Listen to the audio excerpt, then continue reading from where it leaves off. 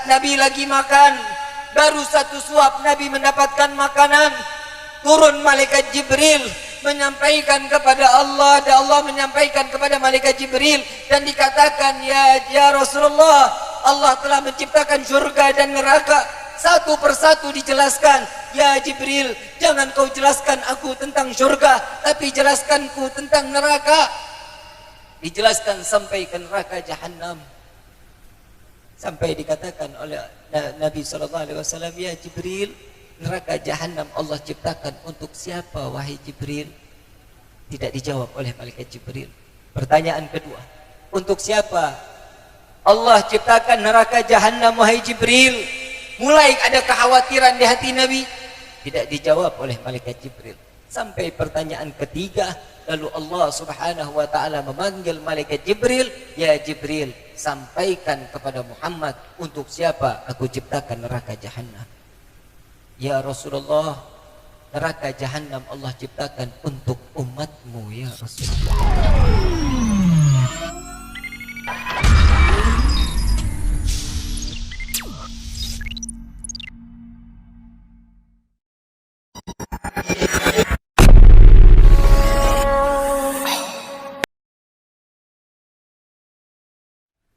Coba sadar diri, pahamin satu ayat atau satu surat di dalam Al-Quran.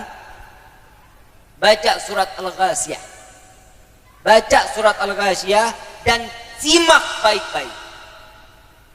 Hal hataka hadithul, apakah kalian mengetahui, kata Allah Subhanahu wa ta'ala, tentang datangnya hari kiamat? Itu udah tahu? Udah tahu? Udah tahu belum? Di dalam neraka sangat luar biasa.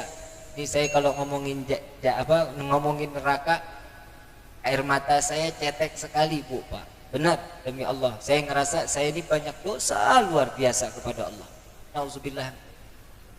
Kalau saya ngomongin neraka, saya kepikiran saat Nabi Muhammad SAW meneteskan air mata saat mendengar neraka Jahannam. Saat di mana Nabi SAW, saya sebelumnya jaga Nabi Muhammad di dalam hati kalian. Jaga Nabi Muhammad di dalam hati kalian.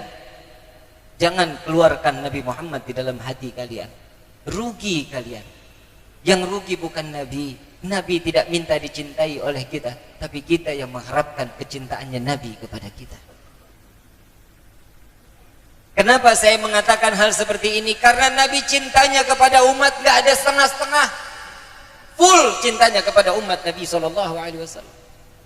Saat ayat tersebut diturunkan, Nabi sambil bersandar meneteskan air mata, keringat keluar dengan derasnya. Dengan meneteskan air mata, dengan rendahnya suaranya Nabi.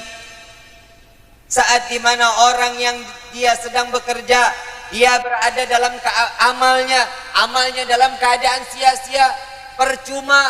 Kenapa? Tidak terhitung nilai ibadah di sisi Allah, karena dimasukkan di dalam pekerjaannya ada kemaksiatan di dalamnya. Sampai Allah menjelaskan di dalam Al-Quran melalui lisan Nabi Muhammad SAW, tatkala mereka dimasukkan ke dalam neraka dalam keadaan haus, menjerit mengatakan, ya Allah, haus, aku haus. Malaikat datang membawa timah dan nanah, membuka mulut hamba Allah tersebut. Dengan dilempari di dalam mulutnya, dengan secara tidak langsung perutnya dalam keadaan terbakar sampai terpecah dan mengeluarkan daripada isi dalam perutnya. Ada yang mengatakan, lapar ya Allah, kami lapar.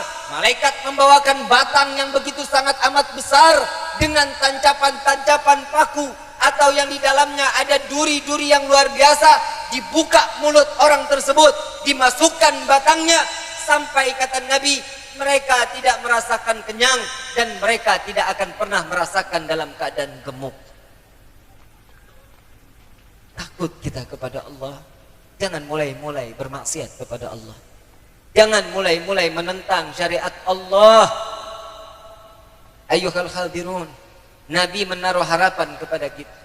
Nabi setiap hari selama dari mulai Nabi diangkat menjadi Rasul sampai Nabi akhirnya diwafatkan oleh Allah dalam keadaan menangis dan menangis untuk umat Nabi Muhammad SAW.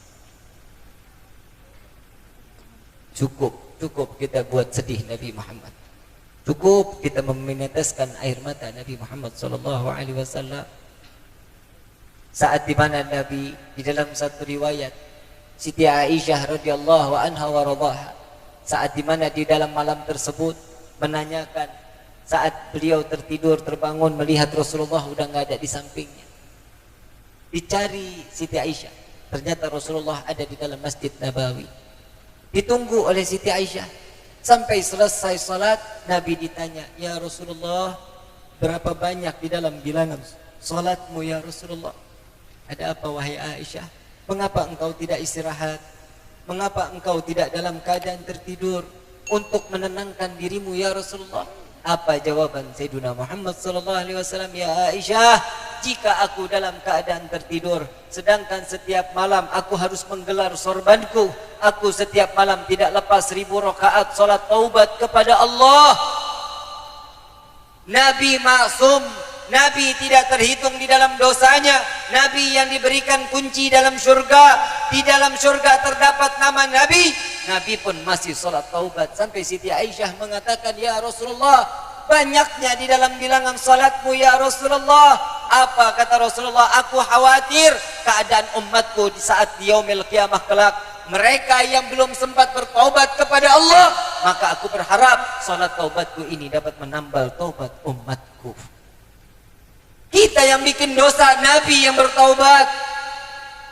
Saat Nabi lagi makan, baru satu suap Nabi mendapatkan makanan, turun malaikat Jibril menyampaikan kepada Allah, dan Allah menyampaikan kepada malaikat Jibril dan dikatakan, ya Rasulullah, Allah telah menciptakan surga dan neraka. Satu persatu dijelaskan. "Ya Jibril, jangan kau jelaskan aku tentang surga, tapi jelaskanku tentang neraka." Dijelaskan sampai ke neraka Jahannam. Sampai dikatakan oleh Nabi SAW, "Ya Jibril, neraka Jahannam Allah ciptakan untuk siapa wahai Jibril?" Tidak dijawab oleh malaikat Jibril. Pertanyaan kedua, "Untuk siapa Allah ciptakan neraka Jahannam wahai Jibril?" Mulai ada kekhawatiran di hati Nabi. Tidak dijawab oleh malaikat Jibril. Sampai pertanyaan ketiga, lalu Allah Subhanahu wa ta'ala memanggil malaikat Jibril, "Ya Jibril, sampaikan kepada Muhammad untuk siapa aku ciptakan neraka Jahannam." "Ya Rasulullah, neraka Jahannam Allah ciptakan untuk umatmu ya Rasulullah." Saat dimana Nabi mendengar neraka Jahannam untuk umatnya Nabi lari masuk ke dalam kamar. Nabi pingsan, Nabi menangis, sujud kepada Allah. 3 hari 3 malam tidak keluar dari kamarnya. Hanya keluar menjadi imam solat, lalu masuk lagi ke dalam kamarnya, sujud kepada Allah. Sampai Siti Fatimah mengetok pintu kamar Nabi. Lalu Nabi dalam keadaan pucat, Nabi dalam keadaan kurus. Lalu bertanya, "Ya Rasulullah, apa yang membuatmu sehingga engkau tidak keluar dari kamar berhari-hari?" "Ya Fatimah, Allah telah ciptakan neraka Jahannam untuk umatku. Aku memohon kepada Allah." Doa Nabi cuma satu, hadirin. Allahumma ighfir ummat Muhammad. Ya Allah, ampuni dosa umat Muhammad. Jangan kau biarkan mereka masuk ke dalam neraka-Mu ya Allah.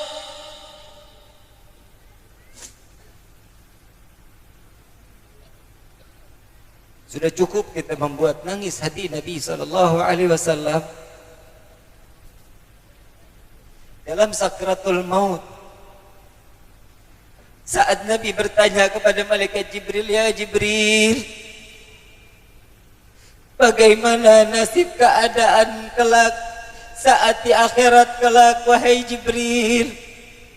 Allah menyampaikan kepada malaikat Jibril, "Sampaikan kepada kekasihku, wahai Rasulullah, Allah bentangkan 7 pintu surga yang besar. terbentang, engkau akan disiapkan di dalam surga yang tertinggi. Bukan itu tujuanku, wahai Jibril, dari pertanyaanku. Bagaimana nasib umatku di akhirat kelak, wahai Jibril? Tidak bisa menjawab dan tidak ada jaminan daripada malaikat Jibril alaihi salatu wassalam. Lalu Rasulullah menangis terseduh-seduh dan mengatakan, bagaimana nasib umatku di akhirat kelak, wahai Rabbi? Sebentar lagi aku akan berjumpa denganmu, ya Allah. Pastikan keadaan umatku di akhirat kelak, wahai Allah. Malaikat Jibril dipanggil oleh Allah, ya Jibril, sampaikan kepada Muhammad apa yang ia minta. Aku berikan 3 permintaan daripada Muhammad, maka akan aku kabulkan. Apa jawaban daripada Rasulullah? Malaikat Jibril menyampaikan, ya Rasulullah, ada kabar gembira dari Allah. Cepat apa yang kau inginkan, apa yang kau minta, maka di hari ini akan dikabulkan oleh Allah.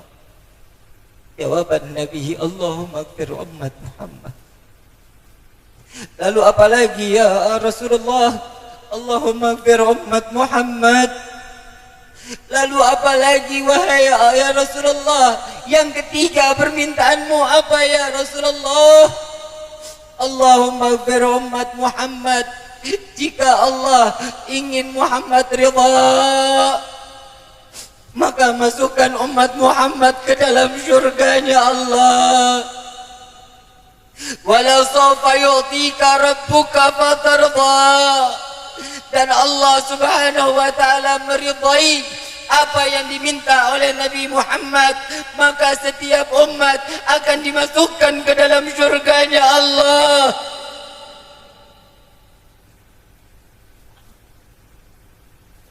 Jazallahu anna sayyidina Muhammadan ma huwa ahlu. Terima kasih wahai Rabbi, karena engkau telah menciptakan Sayyidina Muhammad sallallahu alaihi wasallam.